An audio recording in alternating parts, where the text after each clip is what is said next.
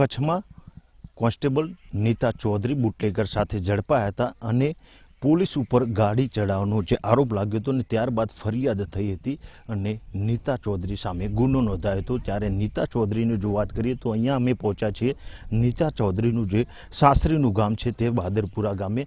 અહીંયા આ તેમનું નિવાસ સ્થાન છે, જે નવું મકાન બની રહ્યું છે। અહીંયા અત્યારે કોઈ રહેતું નથી। તેમના જે સાસુ સસરાને છે તે જે વિગતો સામે આવી રહી છે કે એ ખેતરમાં રહે છે, અહીંયા કોઈ રહેતું નથી અને એમનું મકાન છે તે નવીન બની રહ્યું છે। એટલે કે જે નીતા ચૌધરી સામે જે ગુનો નોંધાયો છે કચ્છમાં અને ત્યારબાદ તેઓને જામીન નથી મળ્યા અને તેઓ ફરાર થઈ ગયા છે। ત્યારે સમગ્ર મામલાને લઈને અત્યારે વીટીવીએ અહીંયા જેમના સાસરીના જે ગામ હતું ત્યાં પહોંચી અને સમગ્ર મામલે તપાસ કરી હતી, પરંતુ અહીંયા કોઈ રહેતું નથી। અહીંયા નવીન મકાન બની રહ્યું છે અને તેની કામગીરી ચાલુ છે, પરંતુ જે એમના પરિવારજનો છે, તેમના સાસુ સસરા સહિતના જે લોકો છે તે અહીંયા રહેતા નથી, તેઓ ખેતરમાં રહેતા હોય તેવી અત્યારે વિગતો પ્રાપ્ત થઈ રહી છે। એટલે કે આ સમગ્ર જે મામલો છે ને જે નીતા ચૌધરી સામે જે ગુનો નોંધાયો છે ને પોલીસના ગુના નોંધ્યા બાદ તેઓ ફરાર થઈ ગયા છે। ત્યારે આ સમગ્ર મામલાને લઈને અમે તપાસ કરી હતી। ત્યારે બાદરપુરા ગામે પહોંચે અને જે તપાસ કરતો અત્યારે નવીન મકાન બની રહ્યું છે અને ગામમાં અત્યારે કોઈ એમનું પરિવારજન રહેતું નથી।